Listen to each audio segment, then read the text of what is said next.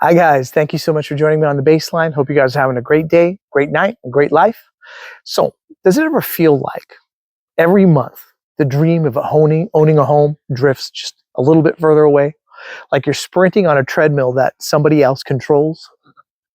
You're not crazy for feeling that way. The system really is built to keep you one payment away from panic. And you can feel where this is going most probably, right? Because when Americans start pulling money, cash, out of their homes just to survive, not to invest, not to refinance at a lower rate, but to pay bills, that's not stability. That's scary. And it's desperation dressed as prosperity. And cash out refinances, they actually just hit a 3-year high. That means homeowners across the country are literally borrowing from their future to pay for their present. So pause with me for just a moment, right? Because this isn't just 2008 deja vu. It's the same movie, just playing somewhat at half speed.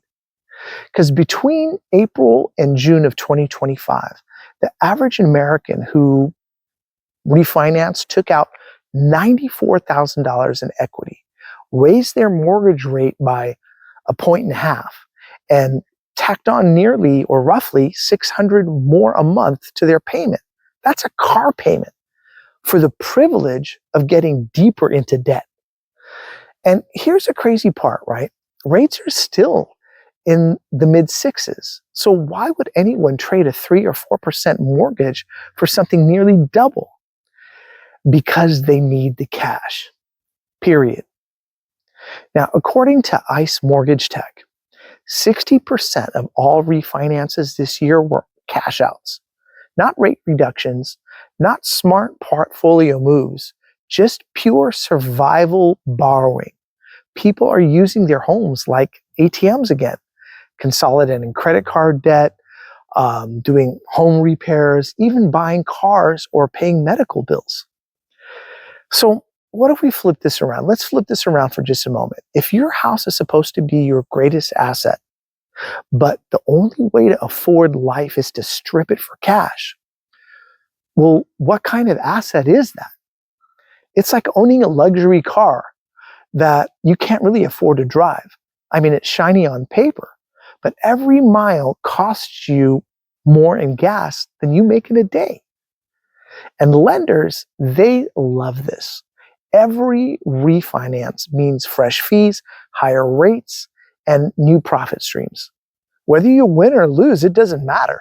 They collect either way. And that's not a housing market. That's a casino. And homeowners, they are the chips. And that is sad. So if we zoom out, total homeowner equity hit a record $17.8 trillion this year. And it sounds good, right? But if you think about it, right, 11.6 trillion of that is tappable, meaning available for people to borrow against.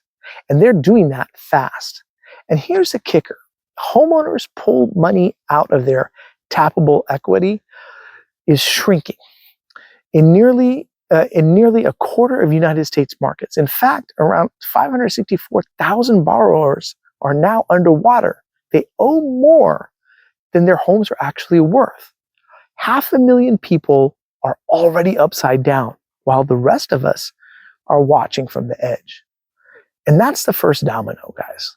Because when you pair that with falling prices year over year and the declines in about half of the country, and inventories are starting to climb back up to pre-pandemic levels, you start to see the outline of something big coming our way. A silent correction that's already in motion. And here's the part that really froze me in my tracks, right? The S&P CoreLogic Case-Shiller 20-City Index. It's basically the gold standard of home price tracking. Just flipped negative month over month for the first time in 2 years.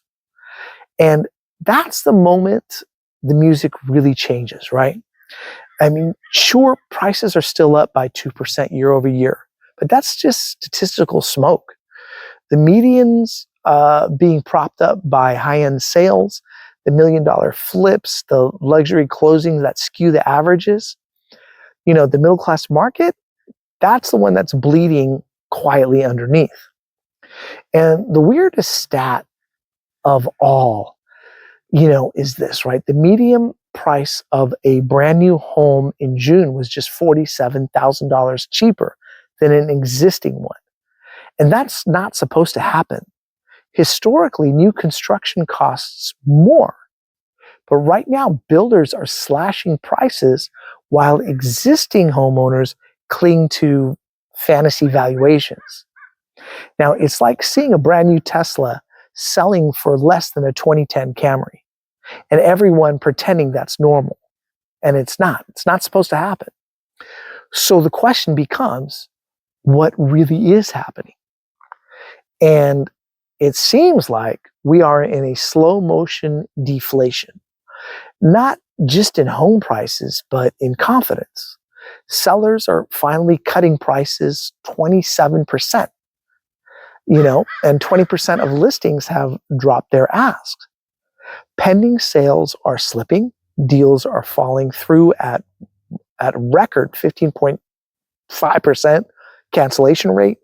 And all that's according to Redfin. The market isn't collapsing overnight, but it's eroding from the inside out.